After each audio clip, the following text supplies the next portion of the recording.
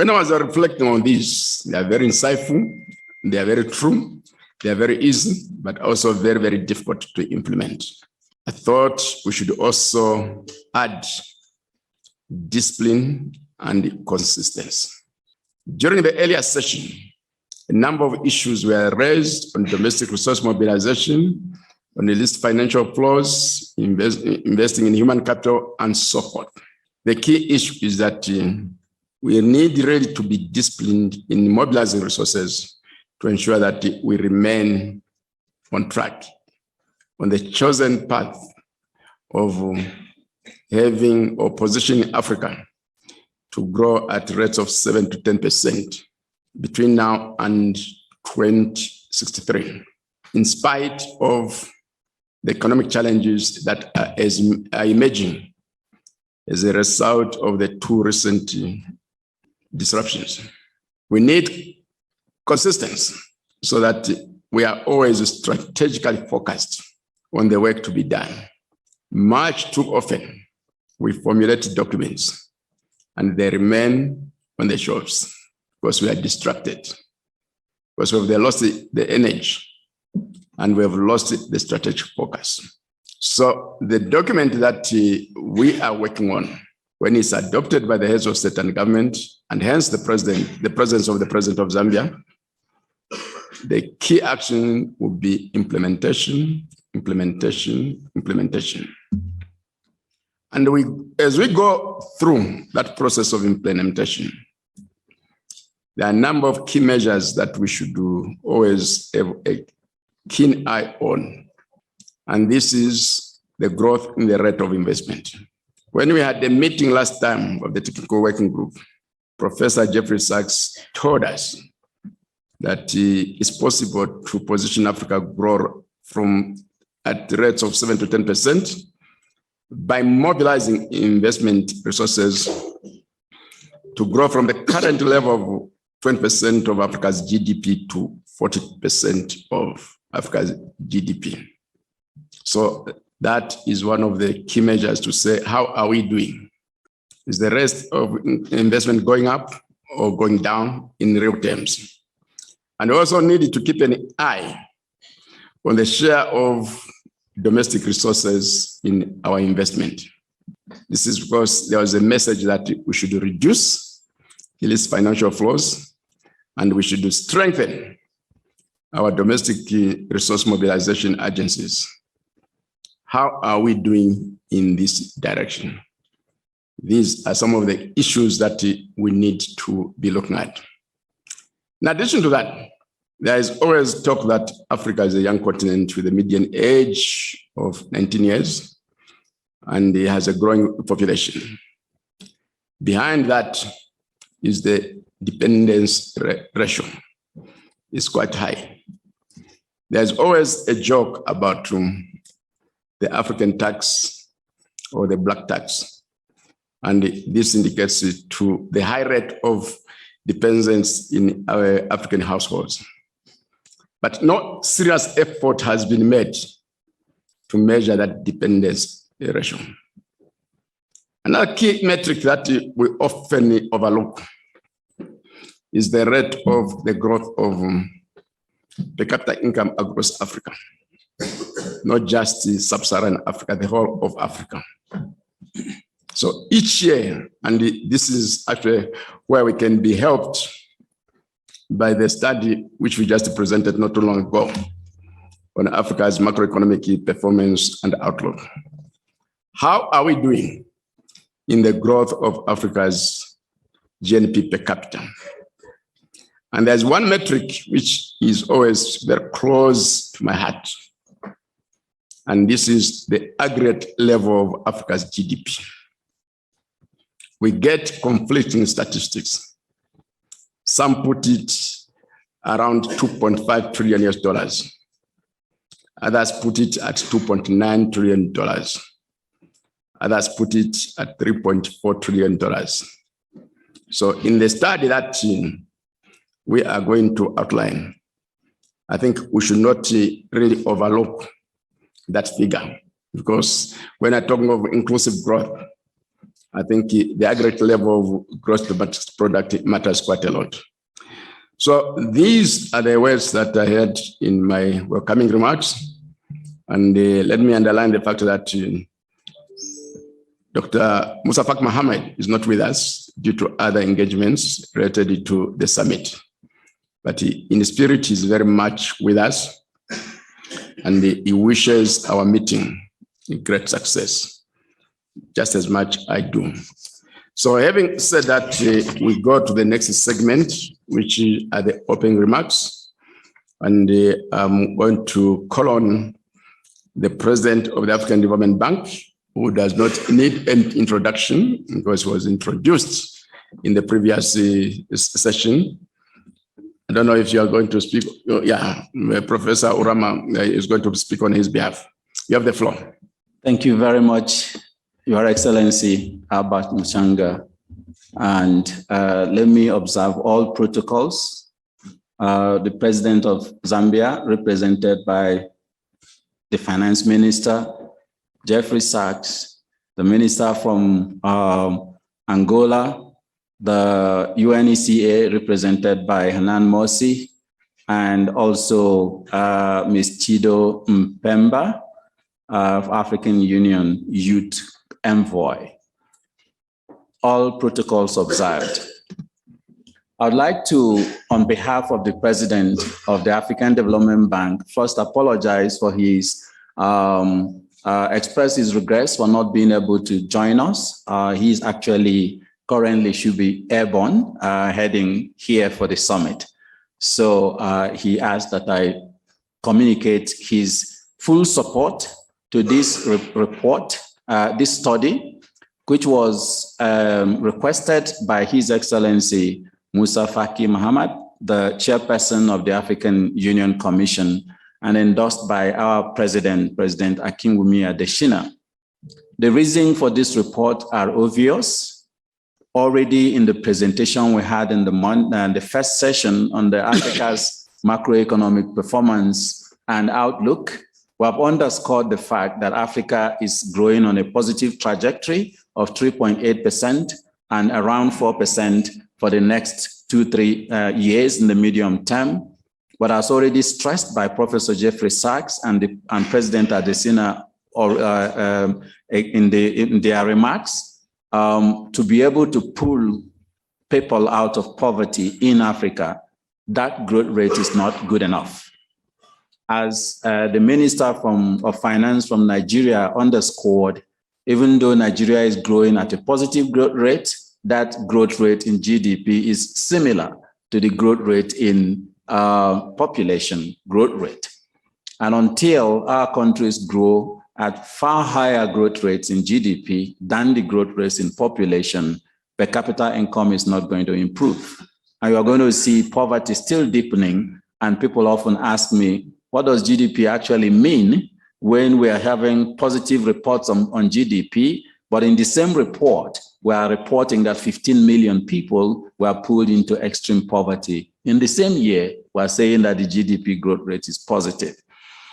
So this is the reason why we are focused now on addressing one of the key recommendations of the macroeconomic performance and outlook report, to work with global stakeholders, experts, our finance ministers and leaders, former and current, youths and women of Africa, captains of the private sector and development partners, to identify those key actions that it will take for Africa to grow at double the growth rates we have now, which is from 7 to 10% growth rate for the next 40 years, coincidentally matching the Agenda 2063.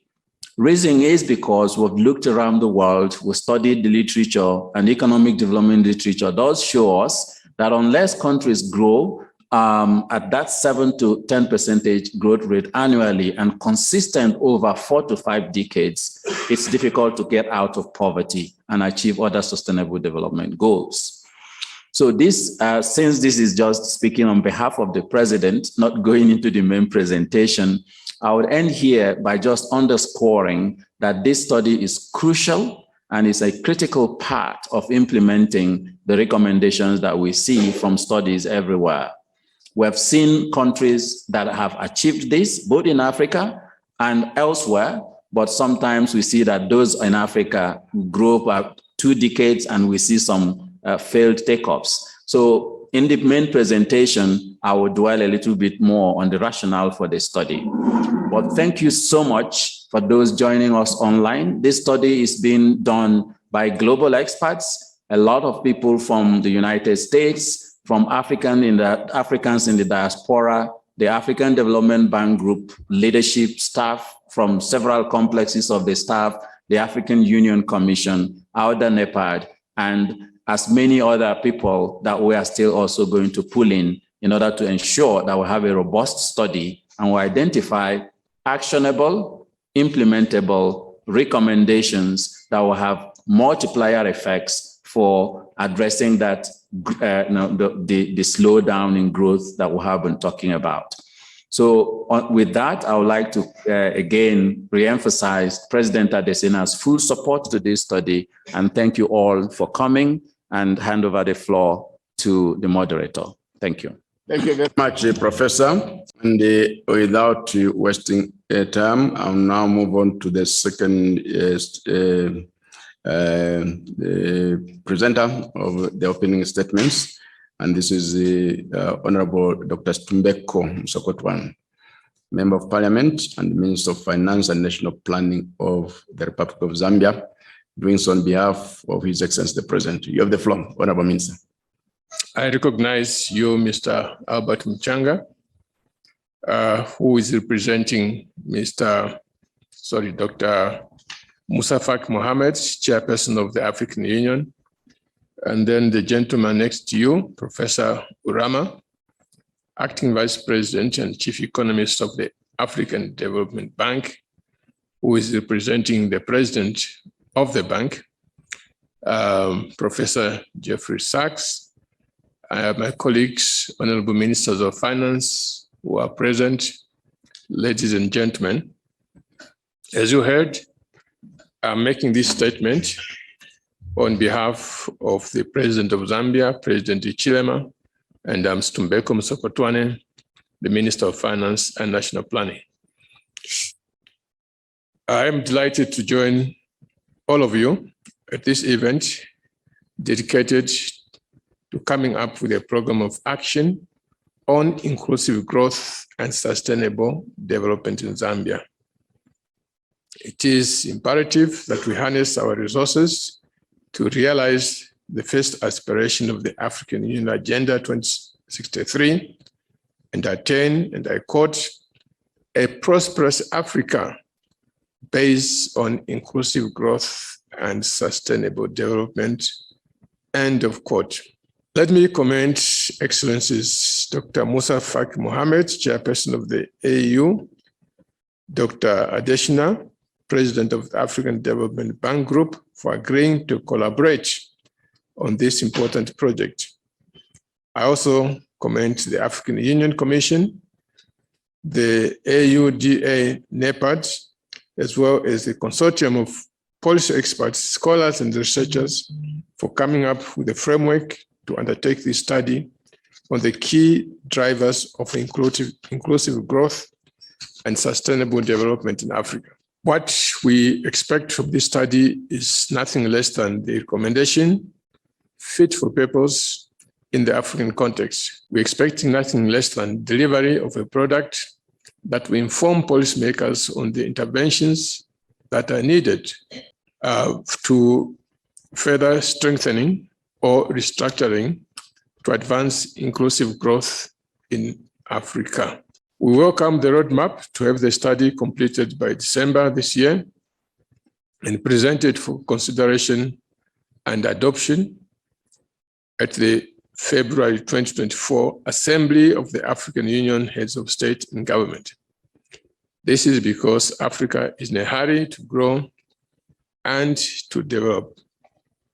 In July last year, after the mid-year coordination meeting in Lusaka, I was approached with a request to consider assuming the role of champion on inclusive growth and sustainable development in Africa. Given my strong passion to see Africa prosper, I did not hesitate in accepting the offer. The role of champion gives Zambia the opportunity to contribute in promoting Africa's accelerated growth and sustainable development. Ladies and gentlemen, we expect this study to address, among others, pertinent issues such as how to leverage Africa's demographic dividends to raise employment and produce more, and how to make Africa to progress along from extraction to value addition. Africa's people, particularly its youth, are our greatest asset.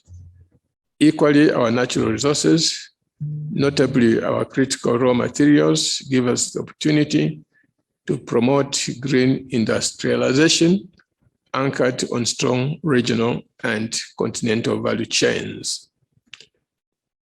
Our neighbors to the north, Democratic Republic of Congo and Zambia, have taken a bold step in this direction by coming up with a joint project on the manufacture of batteries for electrical vehicles. We are on track, and the government of the two countries will soon announce the next steps in the implementation of the MOU that we have signed. Just one example of what we can do collectively to improve our economies. As I conclude, I wish to say what others have already said, which is that getting the African economy to grow can no longer be seen as a pipe dream, especially 50, 60 years after independence. In the 1960s, early 70s, there was perhaps justification in debating or trying to explore what works and what doesn't work. But in the last, from the 1960s, coming to the 70s and 80s, with the examples that we've seen from Hong Kong, Singapore, Taiwan, basically Southeast Asia, and then coming later on in from the 1980s, what we've seen from China.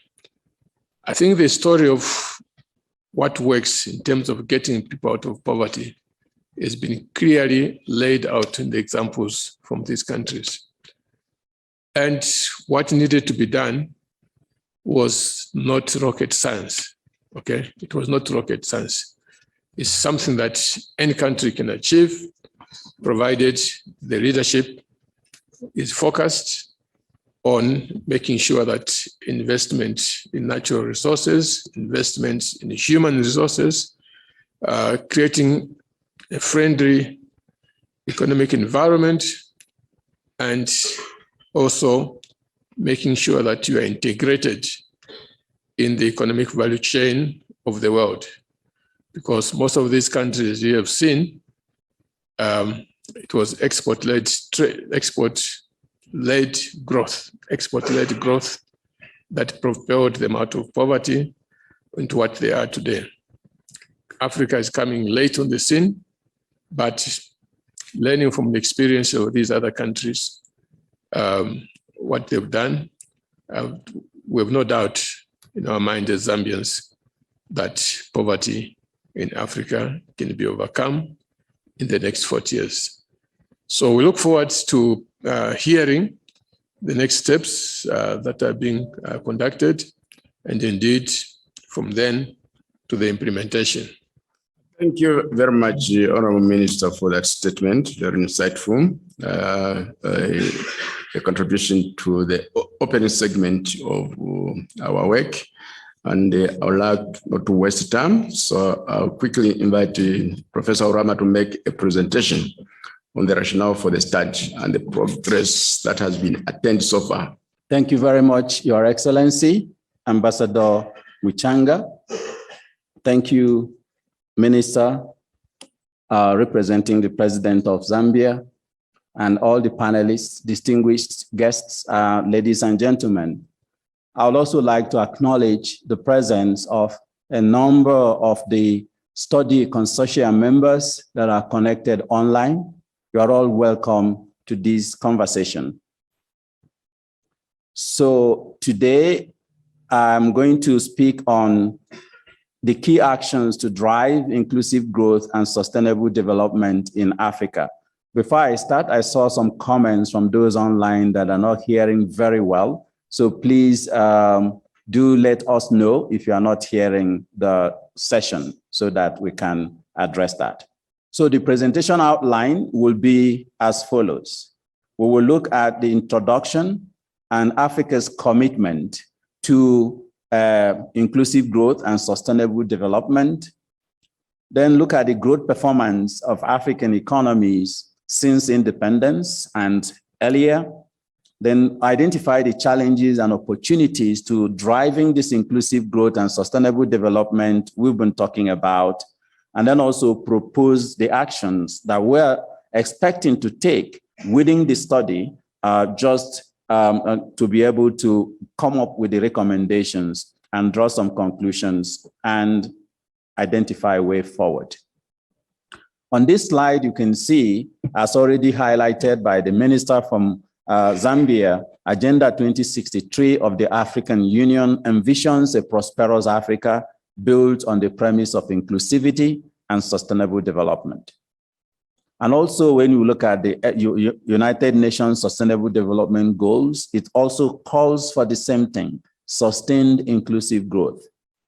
And the African Development Bank Group's High Fives agenda that was introduced by the President Akinwumi Adesina also provides a framework for laser focus on infrastructure investments to drive that inclusivity and sustainability of growth on the continent. And we have seen from the literature, as I already mentioned, that a minimum economic growth rate of 7% is required for countries to be able to facilitate transition from low-income countries to medium or high-income countries. So we should consider growth not only in the numbers, like the GDP growth, but also the inclusivity of growth in terms of addressing inequality, poverty, structural transformation, and other key characteristics required to be able to grow economies in a sustainable way. If we look at Africa, already from the macroeconomic outlook report, if you take a short term between 2019 and 2022, you would project to 2024, as we've done in that macroeconomic outlook report, you will have that positive story we told in the earlier session. Africa is resilient, Africa is growing at a positive rate, and the outlook is positive. The red line here on that graph shows the continent. So compared to the other regions, you find that Africa is actually doing well, at par with Asia, almost.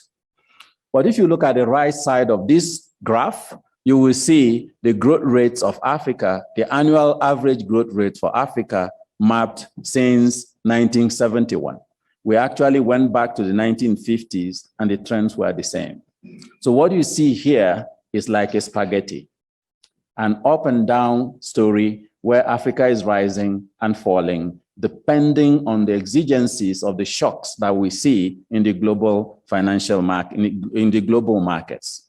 So we find that a lot of what the minister already raised is at the roots of this.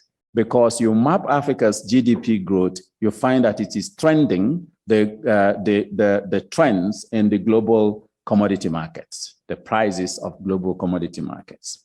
So we need to actually see how we are going to decouple Africa from that dependence on commodities.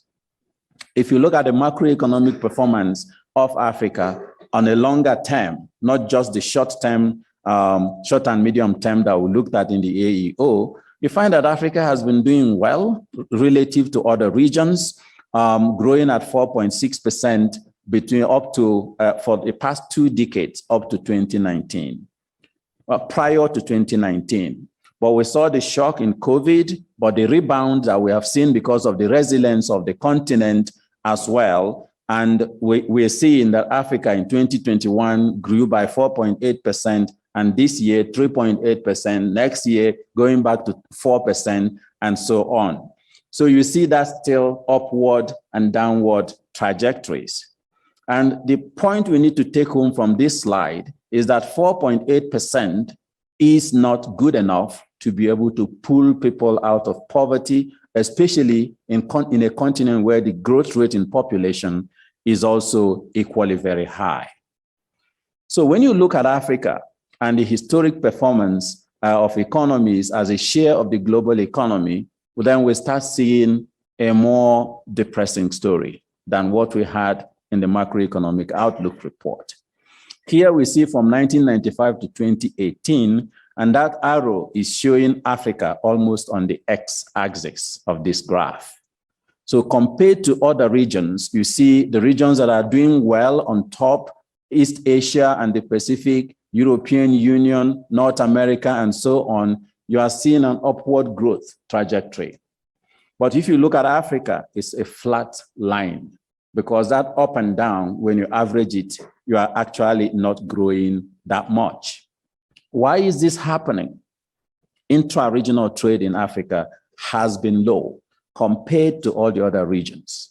47% in America, 67% in Europe, 61% in Asia, about 15% in Africa. So that's already one key area that our leaders have already identified, and that's why the ACFTA has been enacted. And we see that the share of Africa's growth of global trade has actually been going down. So we were doing better at independence than we are doing now. If you look at that figure, you can see the black lines on the x-axis. You find that it is declining. So that's worrying. If you look at the historic performance in terms of average growth rates by decades, basically trying to look at growth on chunks of decades, each decade, to see whether any African country has been able to grow for 7 to 10% consistently over that 4 decades we have been talking about. And then you'll find that that's not the case. Between 1970 to 79 up to 2020 to and 2010 to 2021, you see that flat line that's actually trending the average growth rate by decades on the continent. So we need to do more in order to be able to move forward. But if you look at country by country, some countries have been able to do that, growing at above 7% for maybe 1 decade, 2 decades, but then we see a crash, what I call failed takeoffs. So another key thing we want to look at in these studies, why do we have those experience of spikes and falls? Why the failed takeoffs in Africa? And you see countries like Equatorial Guinea and others that have done well for some decades, and then you have a crash. What happened? And how can we identify, place a handle on what are the drivers of the rise or fall in countries?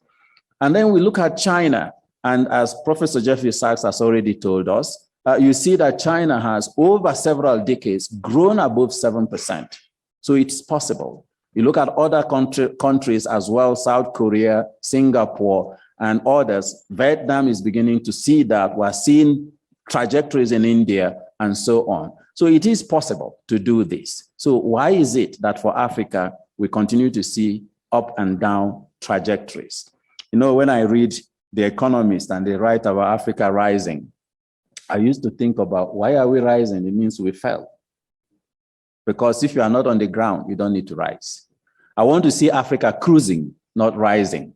Stay on top and continue to move. And that is what we want to address going forward. Now, you look at human capital development. Jeffrey Sachs has already mentioned that. Again, compared to other regions, our investments in human capital development and the index of human capital development in Africa is not a good story. So we need to implement such policies like Jeff was proposing in the morning to try and drive that going forward. And then if you look at each African country to create baselines of where countries have been, you also see some countries are going up gradually, some are going up and coming down, And when you read the concept note that we have shared with you, you'll find some of the countries we are seeing as some good cases where we are seeing an upward trajectory, even if it's not up to that 7% that we're still talking about, but are going up consistently over some decades. Can we identify what they are doing and try to maintain that? That sets the context of why this study. But there are challenges to these opportunities we talk about. We did this concept when COVID-19 was almost at the peak, and I heard in almost all conferences, people trying to blame COVID for Africa's debt challenge, for Africa's, all the issues there, because that was a moment what we're talking about. But if you looked actually at a longer term, COVID is not the major driver of Africa's structural challenges that we have on the continent. There are things we need to do so that we're able to become more resilient and build on the resilience that we have. One is what I call the commodities conundrum. We don't have to talk about it so much again. Banjo Yeyinka stressed on it in the morning. Africa holds 30% of the world's mineral reserves. 80% of platinum, 77% of cobalt, 51% of manganese, 46% of diamonds, 22% of gold, 60% of world, or to 65% of world's arable land. Just name it. Almost everything you talk about, Africa is very rich. But Africa is still among the poorest compared to other regions. So what's going on, and how do we translate these potentials we have in the natural resources sector to actually wealth creation? These are things we need to think about. When you look at the prices of the impact of this reliance on commodities on Africa's revenues, is actually very telling. Besides diamond and gold, all other Africa's commodities traded in the global markets, its real prices have been going down since the 1960s, just deflated by inflation. And then you see that you're actually losing more by trading more on commodities. Why? The revenues and the benefits of trade always go to technology owners because they produce. Consumers don't define profit. If you look at cocoa, for example, Africa owning about 70% of it, but only 3 to 6% of chocolate retail market. So the trillions of dollars in the chocolate market we are not accessing. So just add value to cocoa, and you'll find Cote d'Ivoire and Ghana will become really very wealthy. Crude oil prices also remains in that volatile rates. And as I mentioned in the morning, structural problems in the country means that we don't even take advantage of price increases when there are price hikes in the crude oil market, like we have seen in the last 2 years. And still, the oil exporting countries are not doing very well because of the challenges we discussed in the macroeconomic outlook. Zooming in on Zambia and other countries and South Africa that has a lot of copper that will drive the electrical vehicles and the new industrial revolution, something was striking for me, because you find that when we did this analysis, 43.7% and 12% of global exports in 2018 was from Zambia and South Africa. This is crude copper. But if you looked at the market, the total market value was far less than the market value of copper concentrates by a quantum of like a factor of 10. So by trading copper and not copper concentrates, you are losing money. And you are also exporting labor. You are exporting employment. You are exporting several things. So this underscores the need for value addition in our natural resources sector.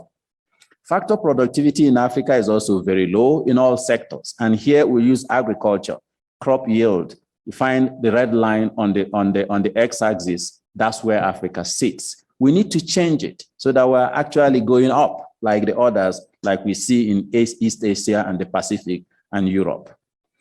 Again, the point that the president raised in the morning, institutional capacity and government effectiveness, major challenge. When you look at Singapore, they talk about 3 things that made them be able to grow. And Commissioner Muchanga mentioned it: meritocracy, pragmatism, and honesty. So we need actually to improve on our public administration. We need to improve on our budget and public financial management, economic management, and also revenue mobilization. And this is why the African Development Bank and the World Bank and IMF are collaborating with many institutions in Africa to and have launched the Public Financial Management Academy to address that. Why focus on institutions? Institutions drives transaction costs, the creation of markets, specialization and division of labor, productivity that was called for in the morning, and also economic performance. But it also drives how people behave, the behavior of organizations, the process of creative destruction, and technological progress and wealth creation. So we need to really focus on building institutions in order to move this forward. How is Africa performing? You see here again on very close to the x-axis, 0.4% investment in R&D compared to other countries where it's 3 to 4% that they are investing in R&D in order to be able to grow forward. And again, for this reason, the African Development Bank is working with partners to develop what we call a knowledge and capacity development fund for Africa to be able to mobilize resources for soft infrastructure as we are doing for hard infrastructure on this continent. Patent applications in Africa remains very low. I don't need to over stress that. You look at the picture there, you can see that we are really very far. Trade and regional integration, we need to do more. And this area I won't stress a lot because our leaders themselves have identified it by enacting the ACFTA. But how we implement that ACFTA, as we heard from Banjo Yinka this morning, is crucial so that we're not trading in those raw materials again, but actually using it as an engine for boosting productivity and manufacturing and adding technological inputs to our products that we trade so that we can also earn rents from our products. If you look at Africa over the previous several decades again, we see that structural transformation has not been happening at the rate it should. When we decompose this by regions, we find that regions like Eastern Africa is a little bit better in terms of seeing the diversification of the economies and the structural transformation there, but it's still not good enough. So we need to keep thinking, how can we actually ensure that our policies drive structural transformation, industrialization, and other things we have been talking about. But Africa is not operating in a vacuum. We also need to think about the external drivers that is limiting growth on the continent. Climate change is a huge one, and I don't need to overemphasize it again. Our AEO 2022 was on this topic. But just bear in mind that building infrastructure that are not climate resilient is actually risky because one event can wipe it away and you have to rebuild again. Global insecurity and also regional and local insecurity and the types of security issues is eating into the fiscal space of countries and the spillover effects we can see from the Russia-Ukraine war. The geopolitics of development, I won't talk so much about this because we have the expert of that here, Professor Jeffrey Sachs, and I'm sure he's going to speak a little bit on how the current global financial architecture actually discredits Africa and creates the conditions for perpetration of poverty on this continent. So what do we need to do in terms of reversing or reviewing how we engage in this global financial architecture so that Africa can actually break the shackles of poverty? And the spillover effects of other global market trends, we have seen a lot of that in the study, in the paper we presented in the morning. The infrastructure gap remains huge, estimated to about 68 to 108 billion US dollars of investments annually. And this is where I'm happy to see Dr. Marilor Akino-Lubade, who is responsible for actually making this happen in Africa, and other vice presidents from the bank that has been here. This is a key drag for economic development on the continent because it increases the cost of capital, the cost of doing business, and also reduces productivity of labor. So we need to think about what to do with that. But financial flows, another area I'm also sure that, that Jeffrey Sachs will talk about. If you track financial flows on the continent, the promises being made are not always being met. ODA, for example, that was promised to meet 0.7% of GDP, in many countries is nowhere near there. And then they're also being rebranded for other things. As climate change comes, ODA goes to climate change. COVID comes, it's COVID. So it's actually not addressing structural policy issues that can help Africa to break out of poverty. So we're doing maybe just emergency response actions and so on. But again, it's also been declining until after COVID, when we saw some rebound. And this is just a picture on foreign direct investment that we all try to think about. Compared to other regions, Africa's share of FDI inflows is also very low. So look at that black dots on the x-axis as well. So that needs to increase massively if Africa is going to actually be able to break the vicious cycles of poverty. Debt vulnerabilities and consumer price inflation we've talked about in the morning, so I'm not going to repeat that, but the cost of capital is something that was alluded to in the morning. And here is the data. It actually costs a lot more for Africa to borrow in the same global market than other countries to borrow from the same markets. So again, it's discrediting, disenfranchising Africa in playing in that same market that we are meant to believe it's fair and transparent. So the incidence of poverty remains a major challenge. We have talked about it, over 60 million 2020, 2021, and then over 15 million 2022. That's additional going into extreme poverty. It's not a good story to tell. So because of all these issues, the African Union Commission and the African Development Bank Group has come together to design this study, which we are presenting to you, part of the consultative process of hearing from you what we need to look into as we continue to go to the field for this study to happen, to identify the key actions that we require to do at country level, at the regional level, at the Pan-African level, but also key actions that global development finance institutions need to take into account if they really want Africa to be able to achieve this sustainable development goals, but also what the other global institutions like the UN and co should be doing. So we want to draw from these visions policy actions that are already taken by the African Union, the bank, and African countries. Why have they not worked? And in this case, I will really call on former ministers, former leaders of the bank, of countries, to actually come forward to tell us your experiences. Because sometimes it's not that we don't have the good policies. We do have the good policies. We do have the good strategies. We do have good action plans and projects. But some other things make it not really function as it does in other places. We need to understand what those things are. So we want to leverage existing policies, not to duplicate them, but find how to make them implementable as we go forward. So objectives of the study I've already talked about: identify the enablers and barriers to growth, formulate remedies to those enablers, to those barriers, and actions to amplify the enablers, address barriers and amplify the enablers, explore synergies and complementarities between countries, within countries. Where do we have comparative advantages that we can actually trade with each other and be able to move things forward? And then propose key actions to be considered by our leaders as a blueprint, if I dare say, for growing at 7 to 10% for the next 40 years.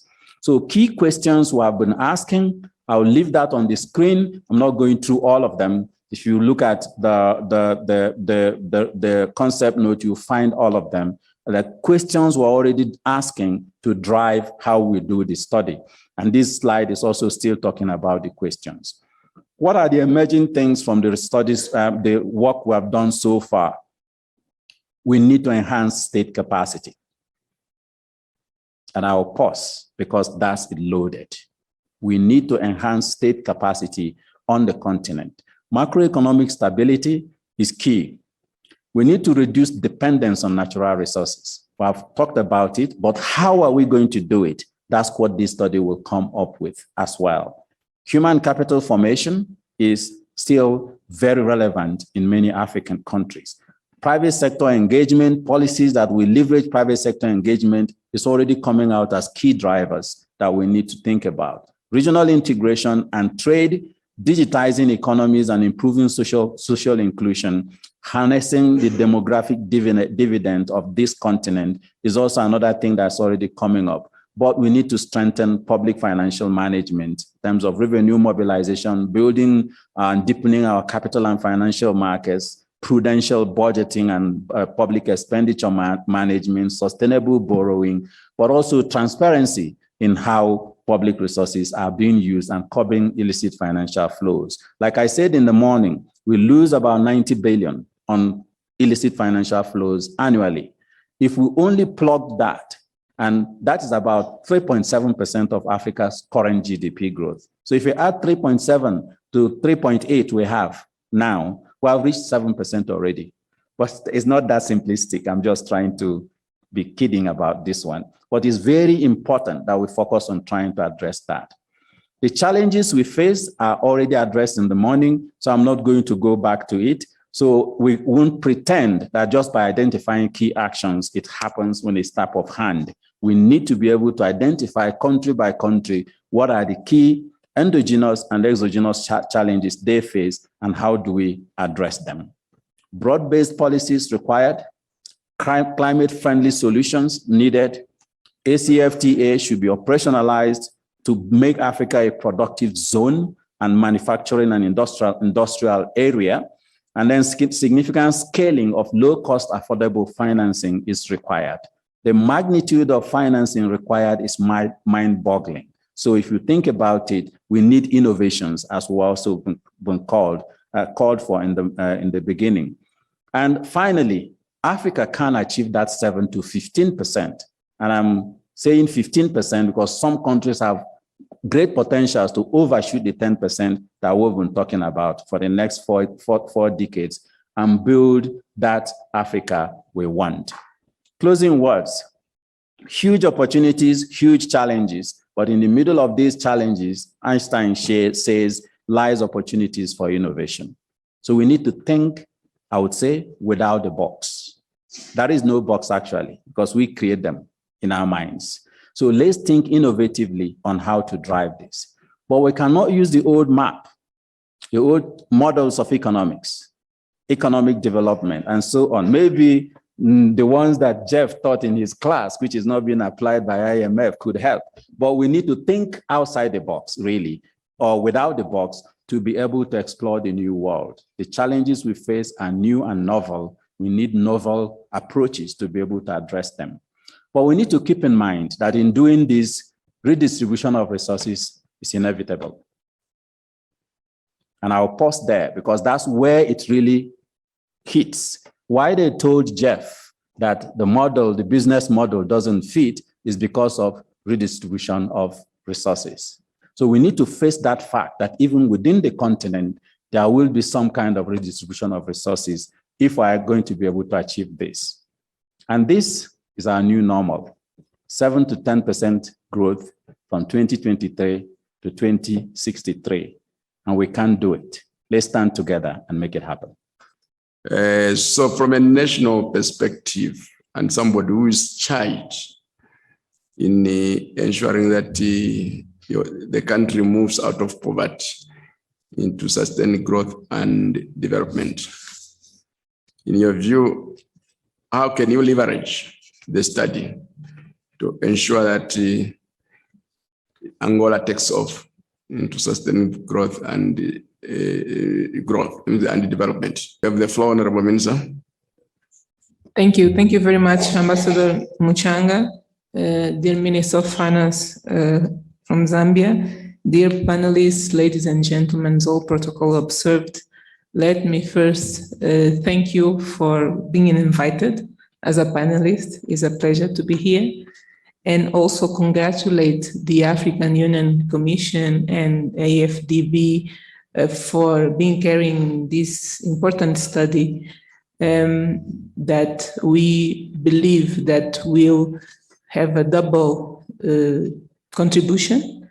One is to calibrate our policies, the African country policies, to achieve those purposes of inclusive growth and sustainable development. and at the same time signalize to our multilateral and bilateral partners which avenues we can explore together.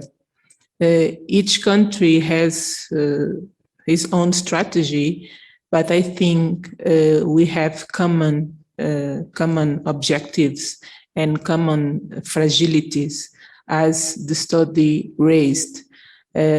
Angola is working on some of those, especially trying to do their best to improve the private sector participation, to make sure that the private sector is the main driver of the economy. You already know how dependent we are from the oil sector, as we have dependencies from natural resources in other African countries. So considering that that is not a box that we need to get rid of it, we should explore everything else that we have at our disposal to take the advantage from the markets and the potential from the continents, the inter-regional trade, producing or production or providing services, goods and services with more value added, to make sure that we can optimize our demographic dividend, exporting those goods and services, and creating jobs and transforming lives. So for that to happen, we should be totally committed at removing all the obstacles from the way.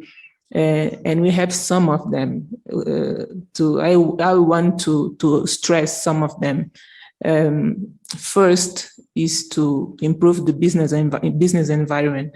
I think we need to look very careful to it. Starting with the political stability, we need to be stable to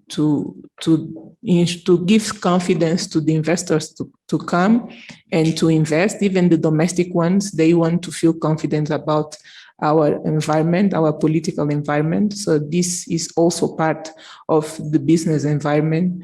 To tackle the excessive bureaucracy in some of our services.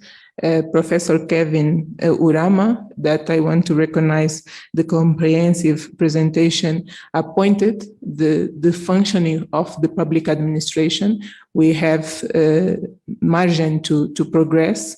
The small corruption, this is something that also avoid us to move faster in terms of attracting private investments, internal or external, and a fiscal environment that is business friendly, but at the same time enforcing those fiscal law, because we make an effort to be more modern in our fiscal system in so many fronts, not only the fiscal. Regarding the legal framework, we are doing a lot of progress, but we have some fragilities regarding the enforcement of the law.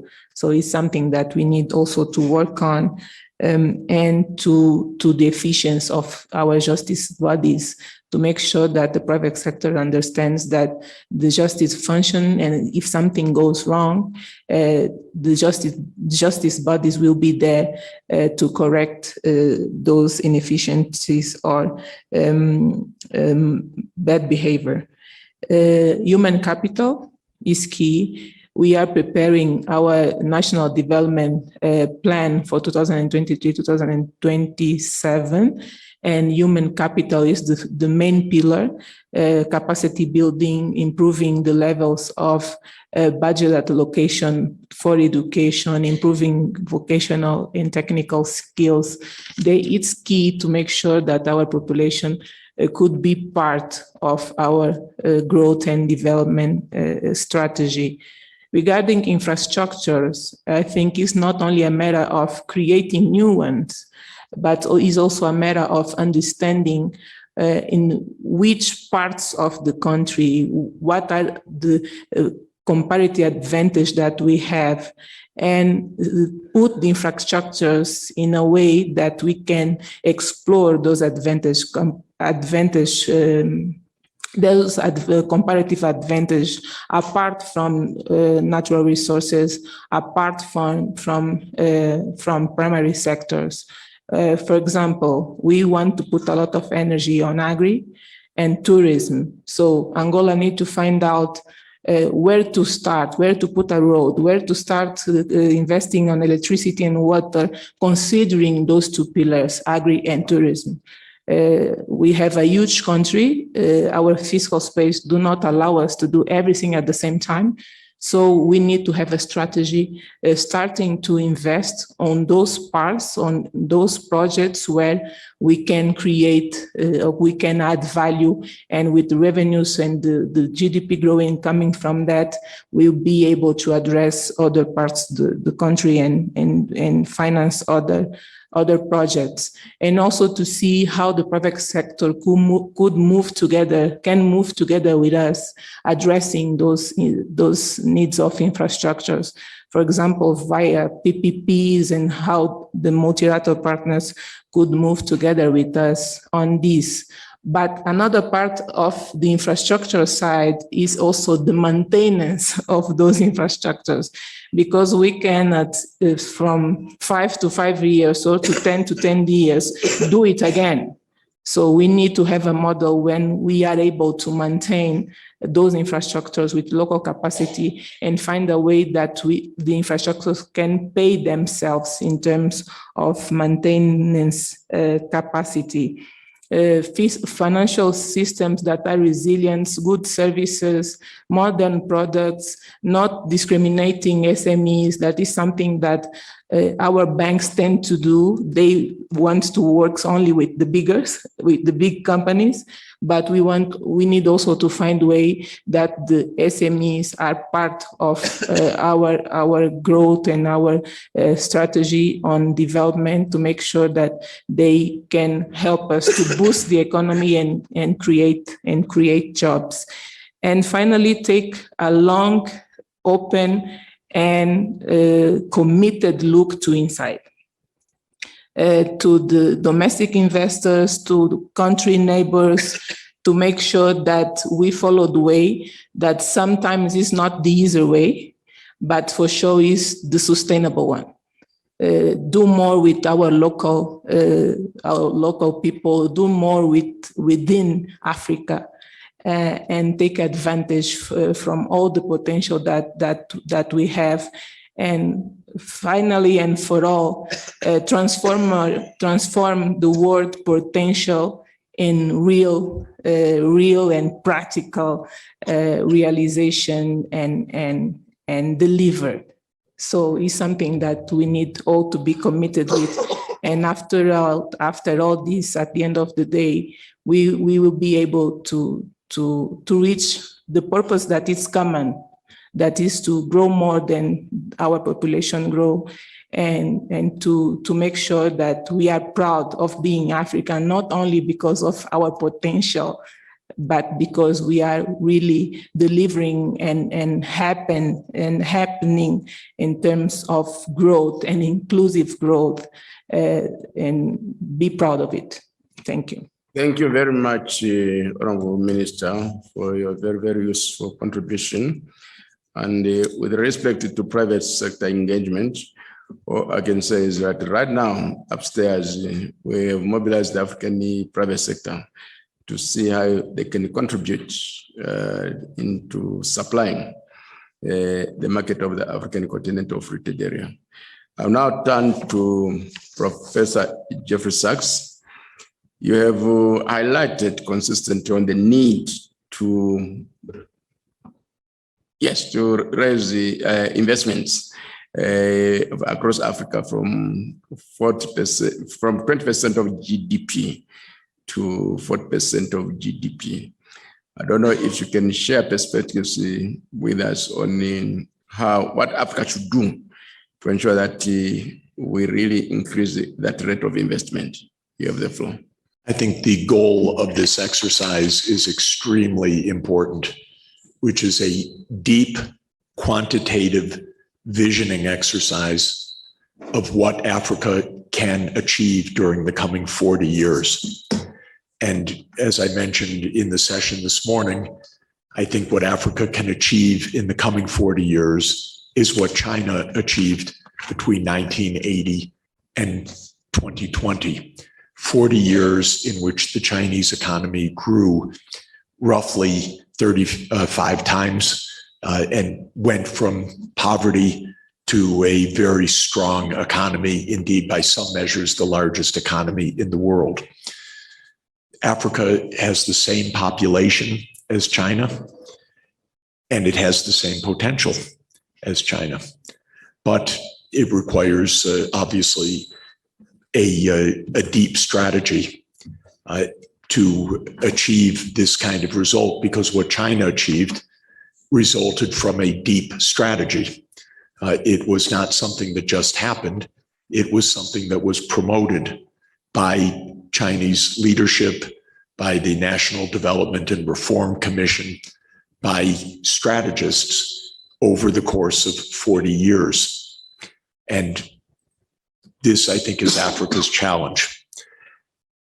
I don't believe this can be viewed as one country at a time, even though each country has a very important role to play, because it will be the cumulative Africa-wide process that will carry each of the countries forward, help set improved policies, make financing available, and solve infrastructure problems. Africa needs an Africa-wide power pool. Africa needs an Africa-wide fiber network. Africa needs an Africa-wide transportation network, both highways and I would say especially fast rail. And that means that no country on its own can accomplish this. These are big projects. They require a lot of financing. They require a lot of cooperation among the countries. I think the progress that the African Union has made in the last 10 years is extremely important, because it is only in the last 10 years that the real idea of a single market and an integrated prioritization of Africa-wide infrastructure has come to the fore. So I think that the base for this kind of development really wasn't there 20 years ago. Individual countries could do their best, often surrounded by a lot of chaos in their neighborhood, but it was very hard to get this kind of long-term, rapid development. Now, I think what's crucial is that at the base, long-term rapid development comes from investments. And rapid growth comes from high levels of investment relative to the size of the existing economy. So to grow faster means to invest a higher proportion of GDP. What is crucial, though, to understand is that these investments are both public and private. So there's no possibility to say we're going to have private sector-led growth. That's not possible. Of course, private sector is crucial, but without the public sector, there's no private sector-led growth. And the reason is that there are really at the core 4 kinds of investments that need to be made. The first is physical infrastructure, power, fiber, roads, transport, water and sanitation, urban infrastructure. And these are by and large public sector investments. Of course, the private sector can contribute, but I don't know of a single country where the private sector does this on its own, because these are monopoly sectors. So if you hear about the privatization of the utility sector. Don't believe it. Nobody has a private utility sector. They may have private utilities that are publicly regulated, but this is a public investment, and that's crucial. The second investment is, and the most important fundamentally, is in human capital. First, basic healthcare, nutrition, healthy brain development, healthy child development. It's fundamental, obviously. And then children in school learning. Africa needs all of its school-age children in school, all of them. This is not so hard to accomplish, but I'll come back to it in a moment. But that is a public effort. No private sector is going to solve that problem. What the private sector does with health and education is cater to the top 1% or the top 5% or the top 10% of the population. But that's not economic development. Economic development is ensuring that all children have at least an upper secondary completion. But I would aim, and I think this study should aim, that 30% or more of African young people have a university degree by 2040 or so. Absolutely achievable, even faster, especially with online education. So this is the second area of investment. It's public. No business is going to come other than to take oil and gas or cobalt unless there are skilled people in the workforce. What a business wants is, are there managers locally? Are there engineers locally who can manage the technologies? Are there people who can be a good interface with the international community? That's all education. And so this education as the second fundamental part or human capital is critical. The third is business development. And of course, that's overwhelmingly private sector. And it's both domestic businesses and international businesses. But I tell you, if there's no electricity, they're not coming. If they have to depend on their own diesel generator, they're not coming. Yeah. If they can't find skilled workers, they're not coming. If there isn't decent water and sanitation, half of manufacturing can't function. And the fourth kind of capital is the environmental capital. This continent is uniquely blessed with natural capital, and it's uniquely threatened now. It's under a lot of stress. And so there's going to have to be a lot of investment to protect the nature, to stop the deforestation, to protect the ecosystems, to protect the wildlife, which is key for tourism aside from everything else. And that requires a lot of investment as well. So the core that I'm emphasizing is we need a smart investment strategy more than anything else. And that investment has to be comprehensive. And I feel very much for the minister, and I want to turn to this now, when she says, I have to pick and choose. My budget does not allow this. Do you know that most African budgets right now do not have enough revenues to keep all children in school, period? It's not a matter of desire or not. It's a hard bottom line. Africa has a large young population. Sometimes 35 or 40% of the entire population is school age. And schooling costs something. There have to be teachers. The teachers have to be paid. There needs to be physical infrastructure. And if you're a finance minister and a minister of education comes to you and says, this is the real bill for universal upper secondary completion and for having enough higher education, a finance minister is going to say, that's wonderful. I agree completely, but I can't pay for this. That's 20% of GDP. You're asking me. That's my whole budget, my entire revenues. So these are the challenges that need to be addressed. I, by the way, fault the international system terribly that when Minister D'Souza goes to the IMF, they don't care whether the children are in school or not. I guarantee you. There's no page in an Article 4 consultation checking on that fact. They don't care whether the health system has universal health coverage. It's terrible. And you know why?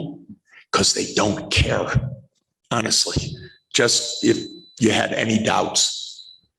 So you have to care because no one else cares. This is really important. You've got to get the kids in school. You've got to get the health coverage. You've got to get the electrification. And you can't be told, sorry, you have to wait. Your budget doesn't allow it, so you'll have to go another 10 years without electricity in half your country. Do you know what that means? That means 10 years from now, the situation will be more desperate. The population will have increased 30 or 40%. Children will not have gone to school. The physical environment will be worse, and there will be no business development, and you'll be blamed. You see, no governance. So it's a bunch of nonsense, actually.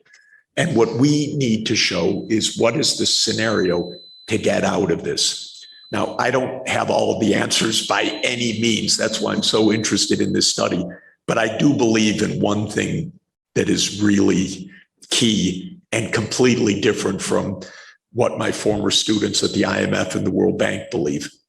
And that is that African governments should take on a lot more debt and use it to keep the kids in school, to build the electricity, to build the rail, to build the transport systems, because it can't wait. And if you do it right, the growth will be rapid so that what looks like a lot of debt today, 25 years from now, won't be very much debt at all.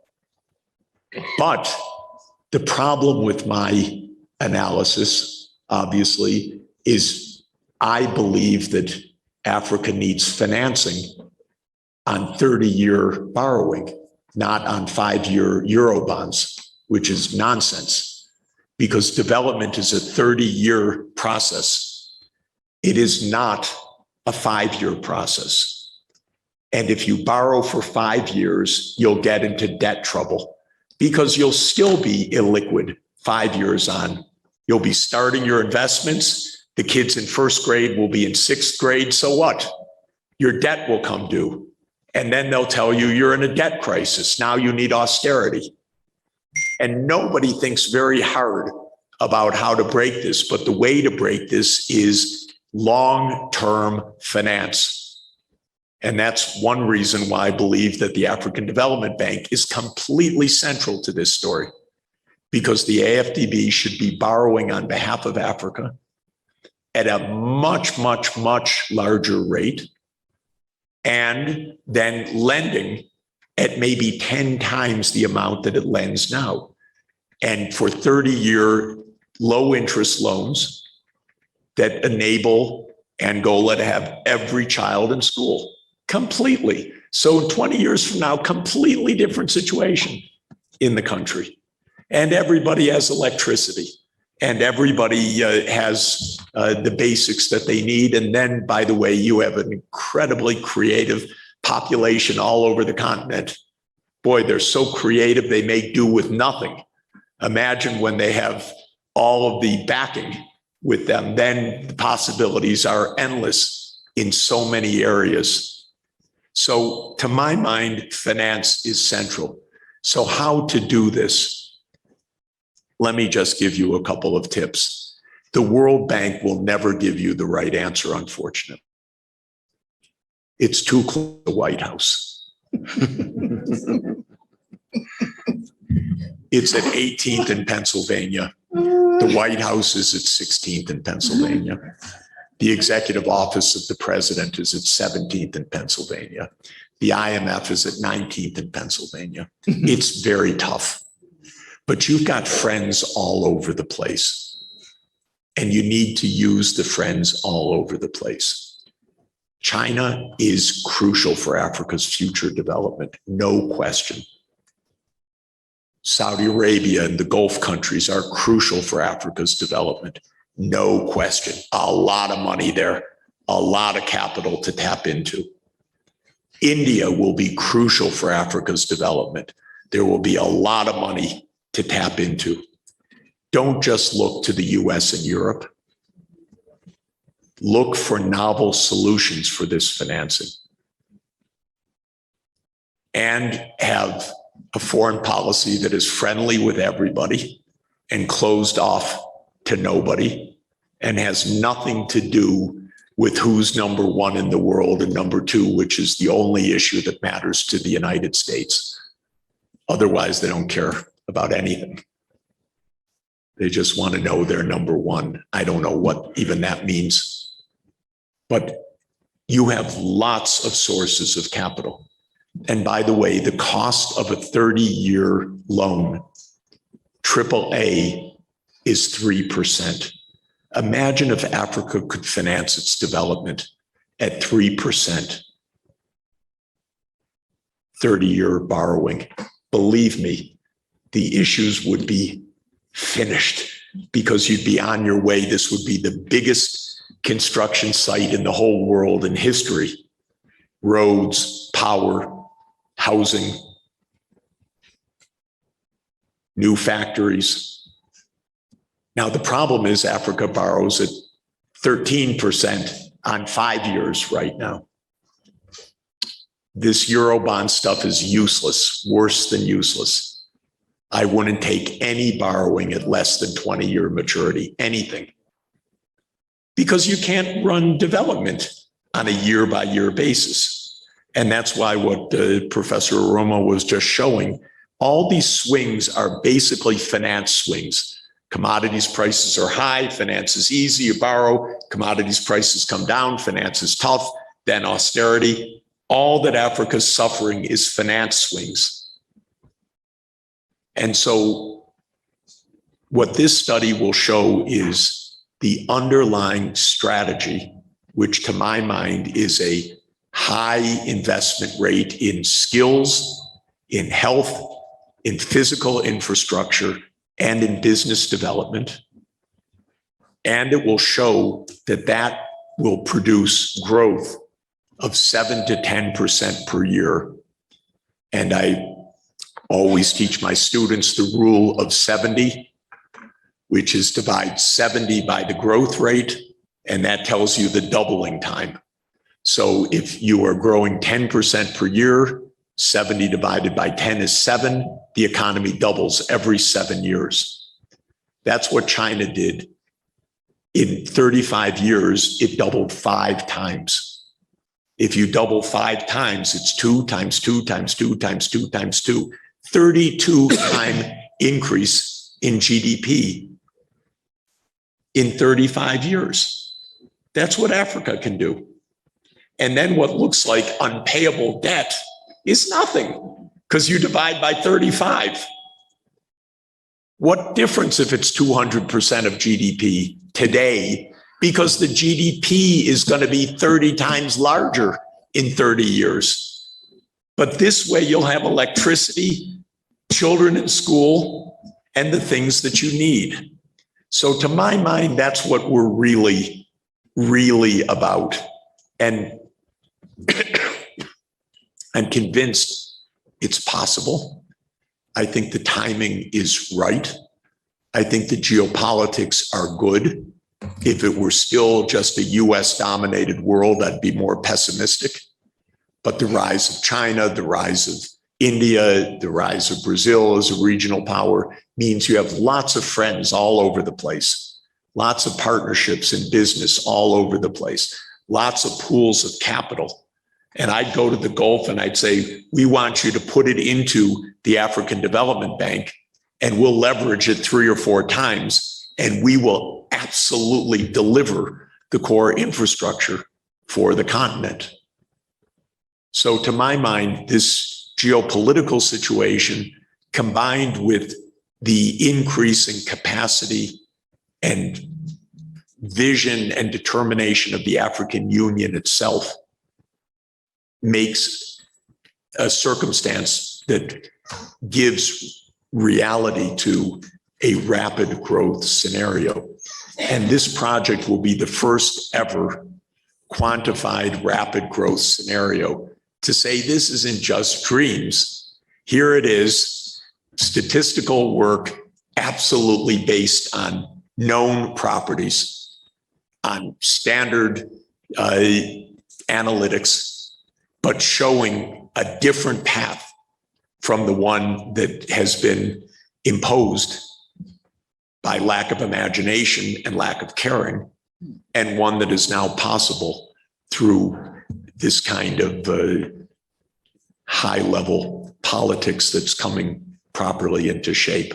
So I'm extremely excited by this work. Thank you. Thank you very much, Professor.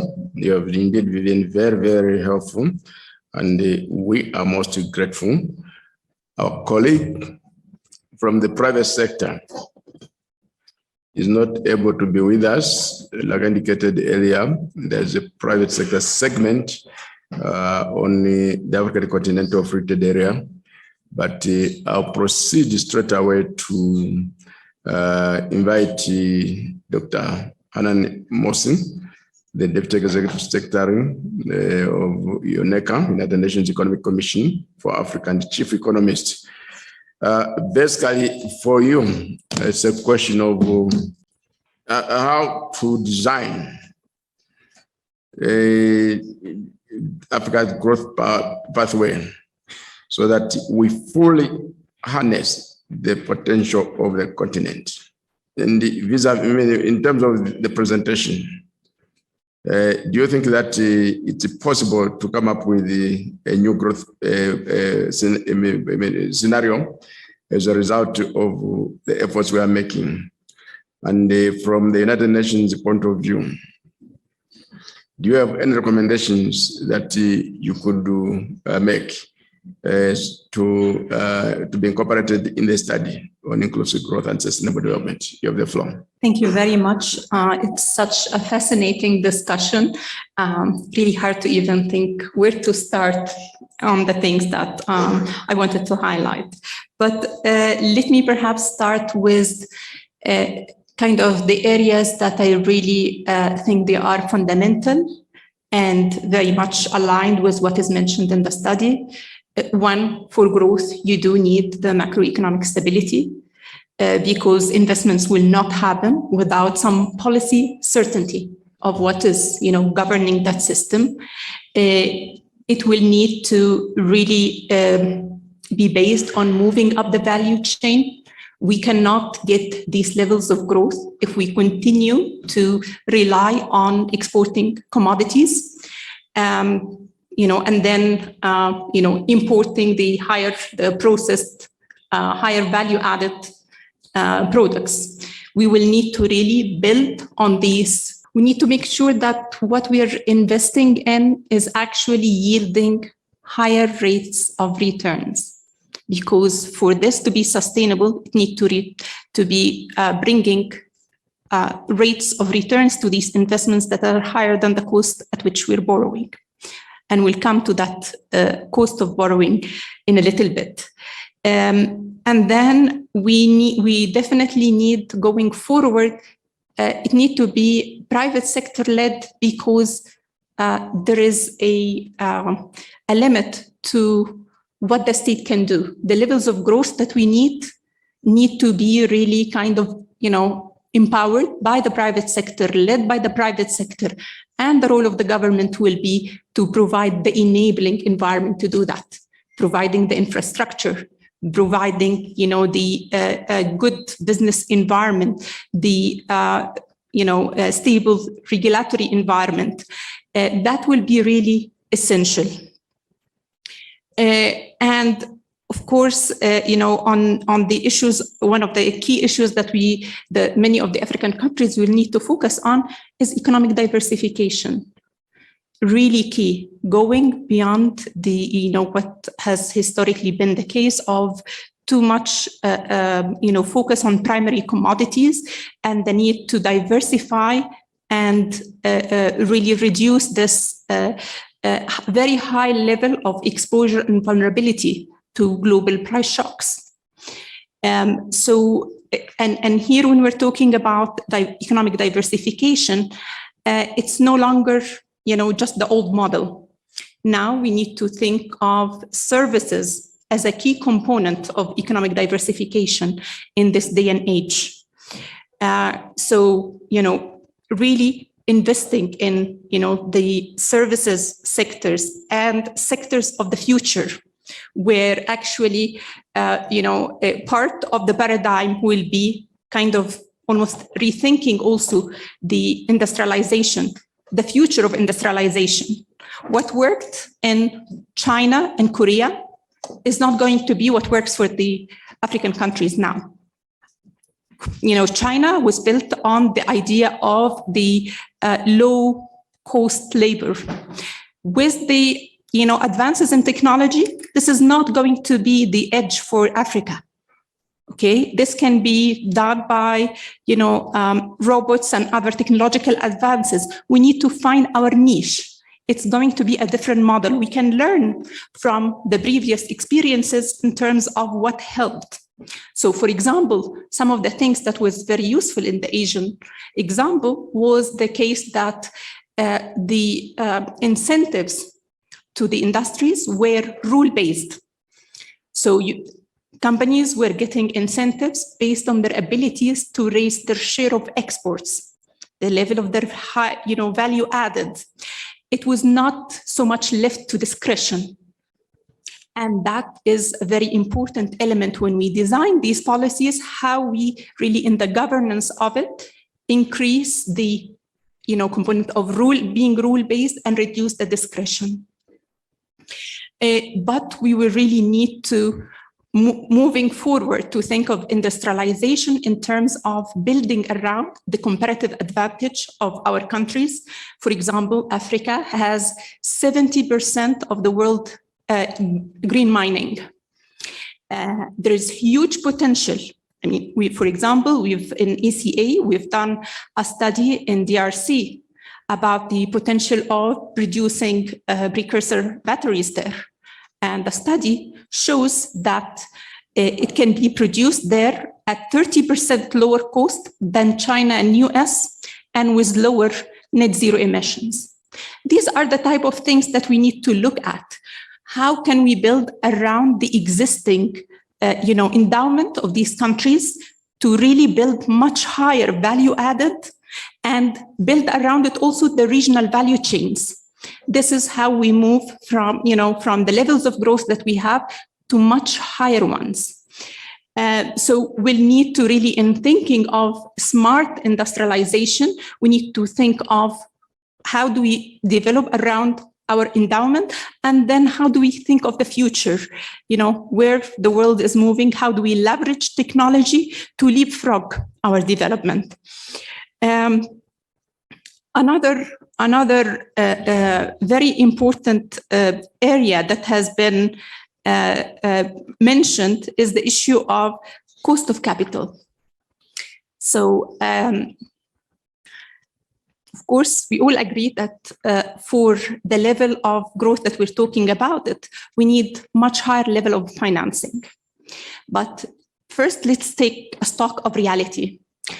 At the current time, with the hike in interest rates by major developed central banks, we are turning into a new norm in access to international markets. So the levels of very low interest rates that the world, including African countries, have enjoyed following the financial crisis and quantitative easing, we're not going to see that anytime soon. What does this mean? It means that going forward, it's going to be much harder for African countries to get finance, but also much more expensive. And if you add that to the fact that even in good times, Africa had to pay a premium, an Africa premium of 100 to 270 basis points to borrow in international markets compared to other countries with the same type or similar fundamentals. So that, with the current realities of much higher, will make it, unaffordable for African countries to have, access, many African countries to have access to international markets. And this will be a constraint. And that's why it's very important, and that's what we're working on now with ministers of finance, to really look into the issues of reforming the global financial architecture. And, there is a high-level working group that is composed of the African Ministers of Finance, which ECA serves as the secretariat. It includes also the African Union, African Development Bank, IMF, World Bank, Afrexim Bank, and it has been discussing what is needed to actually reform the system. Because basically, for this development and this needs to be tenable, that cost needs to be reduced, and that can be done through things like looking at issues of de-risking, basically having some sort of guarantees, perhaps for things like green finance to lower the cost of access to market. So we need to think of new paradigms to actually make these needs available, to actually avail more resources. And there are a number of areas that are needed there, because also the reality is when the cost of borrowing is very high for countries, it's even higher for the private sector. So what does this mean? It's really impeding not only for the government to finance its budget, but it's also impeding the private sector to play a larger role. So here becomes the issue of the need to really have more blended finance, so the private sector can actually have access to cheaper finance, the need to have more guarantees, the need to have credit enhancement tools, and to really improve the system, the global debt system, making it, making, for example, the G20 common framework more efficient, to function, smoothly, to actually allow a standstill of debt service at application for countries, to allow to actually also other countries like, middle-income countries to access that, to look into these issues in an orderly manner. It needs to really we need to move from the common framework being uncommon to actually being a common framework. Let me request you to go towards summarizing. I'm Sure. reminded we have to go for a press conference soon. Sure. Okay. So basically, we need to also improve for the debt market, we need to ensure that there are clauses that allows actually smoother restructuring, force majeure clauses. And we also need basically for the existing tools, currently for the international system, the existing tools to help countries were designed for country-specific shock. We've moved beyond this. What we've seen over the last few years are tsunami of global shocks. So the toolkits of international financial institutions need to adapt to that, to be able to provide funding when it's beyond the policy decisions or idiosyncratic shocks that are facing countries. And that's why it's important, for example, at the IMF to increase emergency financing, to extend emergency financing facilities for things like the war in Ukraine, to increase the access limits for countries so that they are able to actually borrow when they are faced with shocks, and to remove the type of surcharges that many middle-income countries actually 4 countries in Africa, middle-income countries in Africa, are faced with that when they have high financing needs because of the global shocks. So we need to look at all these issues to really reform the system and the ability to access. Another very important issue would also be for market access, would be the ability to actually reform the governance for the credit rating agencies. Currently, if Angola is rated, for example, by a credit agency and they don't agree with that rating, the only way that they can do is go through the internal system of that international rating company. There is no oversight body, international oversight body, independent one that regulates that. This is something that has to be looked at. It has been looked at after the European crisis for Europe, and they instituted a system by which this can be done. We need something similar, and then we need to make sure that the channeling of SDR is functioning and utilized in development through MDBs. Thank you. Thank you very much.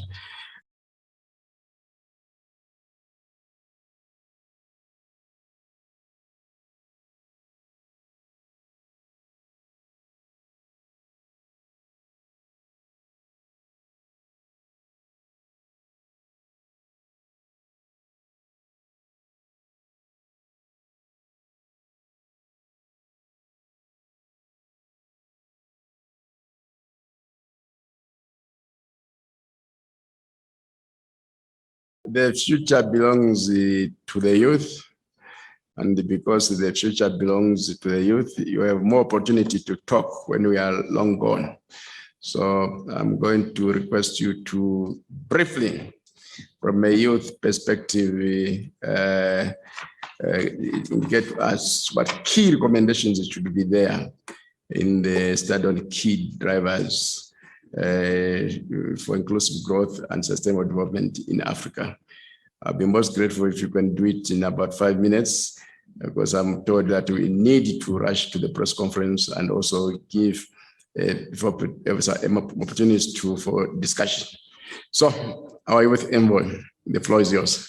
Thank you, Commissioner, and thank you for the opportunity. It's very important that we have young people in the room. Being cognizant of time, I'm sure that we can continue this conversation offline and during lunch. So because of that, I'll just quickly focus on one aspect, and that aspect is on technology and innovation. Technology and innovation has the potential to transform the African continent, and the young people at the forefront of these developments.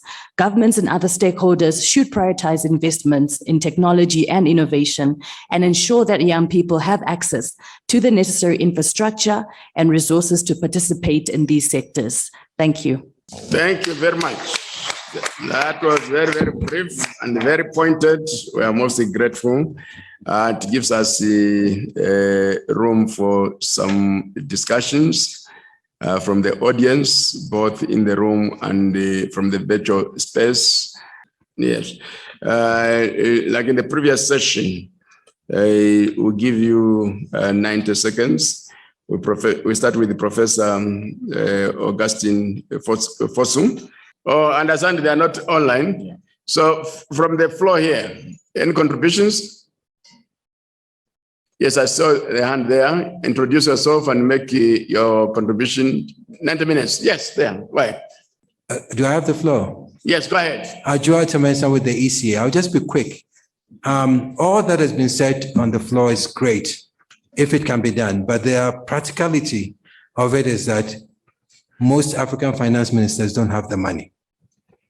And it's difficult for them to find money because the access to credit is choked. For the panelists, what practical thing can they do right now, given they don't have the money and they don't have access to? Reforming the financial architecture, good. What Professor Jeffrey Sachs says, all that long-term, give ADB more money and then they'll double, all good on paper. But practically, now is the action that we need. The central banks themselves are fighting inflation by raising interest rates. In my country, in Ghana, the central bank rate is around 30%. Credit in the banks itself, commercial banks, is around 40%.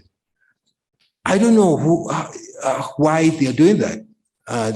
They're using the old model of fighting inflation, right? But you're choking off SMEs from borrowing access to credit. So my question for you, given that we have this inflation rising, is this the model that central banks should be using to fight inflation by raising interest rates? I don't know the answer to that. But Thank you anyway. very much. Thank you very much. Basically, I think that's a question for the finance minister of Angola, who is in this audience. Yes, and Professor Rama will also come on board to comment.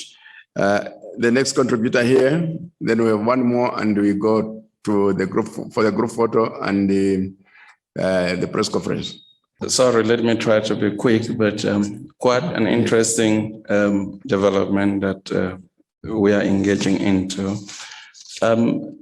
My concern when the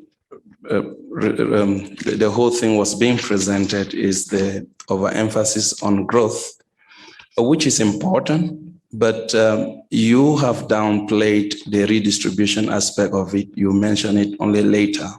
I'm afraid that it will also follow suit to appear only later. The reason I'm saying this is because Africa needs way more economic growth to reduce poverty than other regions of the world, which we know. And when we look at growth, we have to look at growth at all times together with the social underpinnings that make people to be excluded from the system. So I expected to see inequality and poverty at the center of it, so that when you are assessing the whatever interventions, it must not be on the basis of growth only, but also inclusivity to be the center of it. The second thing which I want to mention quickly is that the drive of Professor Jeffrey Sachs, whom I respect very much, on African governments to be indebted as a way of financing development. I say that we have to scrutinize it very much, because if good governance doesn't go hand in hand with that kind of borrowing, Africa might need to go backward. And that I really put a caution on it. And I say that we should look at how do we close the leakages of Africa's resources in order to bring it at the center of development financing, as opposed to growth. And we are also at the time that if we're not careful, Africa might be on a collision course. Thank you very much. Thank you very much on the issue of inclusive growth and the danger of external high levels of external indebtedness. I think the last one will be Asome, understand she is in 90 minutes. Can you make a contribution? Then we'll allow our colleagues to provide answers to the questions. In the meantime, can we have the answers to the questions? Professor Rama, then the Honorable Minister of Finance of Angola. Then we go towards closing. Both are really very pertinent questions. The whole issue of financing and the lack of fiscal space for African finance ministers. But that's the challenge that we have in this study, to come up with innovative financing options that will actually ease that fiscal space. So that's one of the things that really needs to be worked on in terms of moving forward on this. Now, fighting inflation and choking SMEs, when we were presenting in the morning, we did raise the issue of the need for coordinated fiscal and monetary policy making, because you are very right that if we just use the old model, which many economists are beginning to realize that maybe we didn't really understand how to manage inflation effectively without actually killing the growth process, because inflation, growth, SMEs, all these things come together, and we need to be able to think carefully on how to really use raising interest rates to tame inflation, where it's acute, but also a moderated approach where the inflation is not really that acute. So we need to think about that. And if you read the report, the macroeconomic performance and outlook report, there was a huge chunk of that devoted to looking at that policy coordination aspect. The overemphasis on growth, of course, when you are presenting in a 20-minute study that is supposed to go for 40 to address issues that has been there for long, you miss emphasis on some things. But remember that the topic is inclusive and green growth. Inclusive growth and sustainable development. So the issue of inclusion is central to what we are thinking through and how to make growth more inclusive and avoid the enclaved economies that Professor Banjo Yinka talked about. Now, the issue of governance is key, whether we borrow or we don't borrow. So you can't actually achieve any high rate of growth at a sustained level if we don't deal with the three issues that we talked about from Singapore: meritocracy, and pragmatism, and the honesty aspects of things. So without transparency and accountability in the system, all these things we're talking about can just be creating opportunities for more leakages. And we can't agree with you more about dealing with leakages. 90 billion is 3.7% of Africa's GDP. And like I joked when I was presenting, if we only plug that, add that 3.7% to what we have now, and we're already achieving our goals. So a key focus on public financial management is central. And that is why the African Development Bank, World Bank, and IMF, and several institutions in Africa have launched the Public Financial Management Academy. We have a lot of the faculty members here working with countries to provide technical assistance to try and help countries to address some of those issues that lead to those leakages in the system. Thank you, Ambassador. Thank you for the questions.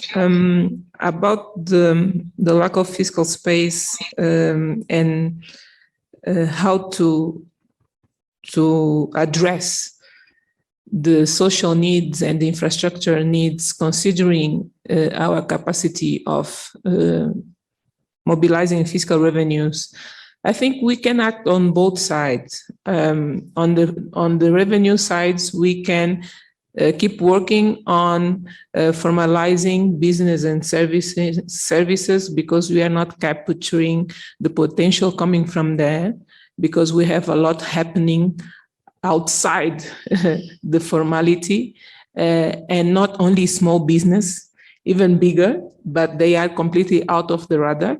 So we need to put them inside to make sure that we broaden the tax base and we capture more fiscal revenues. Also on real estate, we have a lot of potential, a lot of entities that have real estate are not paying the tax that they should pay. I think we can do a little bit more effort on the revenue side. On the expenditure side, I agree partially with the professor and also with the intervention that our colleague raised about the importance of both going together. The good debt in terms of period, in terms of small interest rates, but also the quality of expenditures. And also being wise, making choices. Because Angola, I will talk about Angola because I know better this reality. Angola is huge. We have needs of almost everything. And everything in numbers, in figures of billions, $20 billion to electricity, to cover all the country, $20 billion to cover all the country with potable water, and so on. So even if the money appears 30 years, 1-2%, it would not be possible for us to do everything at the same time because we had to serve that debt. Even on 30 years, even on 2% of interest rate. So we need to see where to start to make sure that putting electricity there, putting water there, creating the infrastructures there, both public and private sector will make the economy vibrant. And with that, we will see the GDP start growing, more revenues coming, and expand those strategy of putting in place more infrastructures, and also being transparent, trying to look the best equation, quality, price, to make sure that we are not increasing the debt, but we are not paying the best product or paying too much for the best product. So it's something that needs to go together. About the interest rates and the central bank strategy, well, I'm not from the central bank. As you know, as finance minister, we used to be in the other side of the frontier as compared to the central bank. But we are following closely the strategy of the Central Bank of Angola. They are not increasing the interest rate. They are working more on the open market operations and the compulsory reserves, and avoiding to increase the cost of borrowing of the local entities. I think it's working. We are seeing the inflation coming down. We were in 2016 at 40%, and now in December we are next then around 14. At the medium terms, we want to reach the one-digit targets. So the strategy that the central bank is following, I think, is making. We are seeing results, and at the same time are harming not so much the economy. That was my comments, and to try to address those questions that was raised. Thank you. Thank you very much, Honorable Minister, and I would like to thank each and every one of you for participating, for contributions, all the institutions, or the countries that are here, and you have moved us a step further. The idea is that we finalize the study by 31st December, so that it goes to the summit in February 2020. Hello. Hello, bonjour. Commissioner. Sorry. Okay, okay. Can I give you 90 minutes? Yes. Seconds. I'm sorry.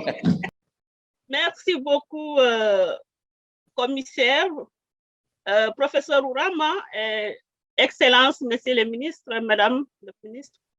Je me réjouis de participer à cette session pour dire que cette étude que nous sommes en train de mener est une étude extrêmement importante pour l'avenir du continent africain. Et je voudrais remercier le président de la Zambie, qui est le champion, mais aussi solliciter son appui aux experts pour l'obtention des données, mais l'engagement des gouvernements. Nous savons tous qu'en Afrique, parfois, pour avoir accès aux documents, aux données, c'est très difficile. Mais vu l'engagement du président de la Zambie, nous restons persuadés qu'avec son appui, nous pourrons y arriver.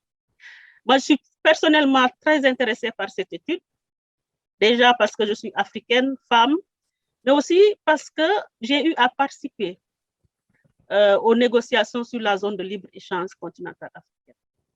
Et je voudrais que ces résultats-là puissent réellement se concrétiser par une forte croissance. Les aspects liés aux investissements sont extrêmement importants. Nous devons compter sur nous-mêmes d'abord. Et nous voyons que de plus en plus, en Afrique, les investissements intra-africains sont en train de progresser de façon significative. Mais aussi, nous savons que nous utilisons peu les retombées, en tout cas, nous bénéficions peu des retombées du commerce des services. C'est pourquoi une attention particulière sera accordée à cette question, non seulement pour améliorer notre agriculture, transformer et nous industrialiser, mais aussi vraiment améliorer de façon générale notre économie. Et la question également liée aux petites et moyennes entreprises, au secteur privé de façon générale, c'est une question extrêmement importante qui mérite toute l'attention requise. Donc, je voudrais m'en arrêter là, compte tenu du temps qui est très serré, et saluer toute l'équipe du professeur Ourama, qui a fait un très bon boulot. Nous attendons maintenant le partage du document final pour commencer le travail. Je vous remercie. Merci beaucoup, commissionnaire. Thank you very much. Thank you very much. Okay. I was saying we are moving towards the closing and thanking all the contributors and indicating that our timeline is to ensure that we deliver the product by 31st December this year.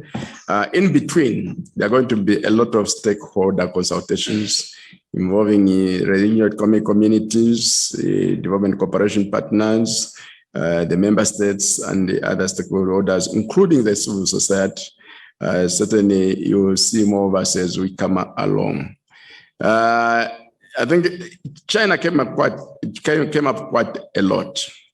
I'll just give you one more example. In 2019, just before the COVID-19 pandemic, in Mandela Hall, which is the room across, a team from China came to share with us their experiences in overcoming absolute poverty in China before the end of the 2030 United Nations Sustainable Development Goals.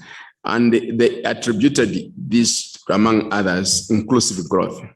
So when we focus on inclusive growth, we should be able to ensure that we leave no one behind in the development process. So once again, thank you each and every one of you. So enjoy your lunch. You have ended it by coming here. The meeting is ended. Thank you.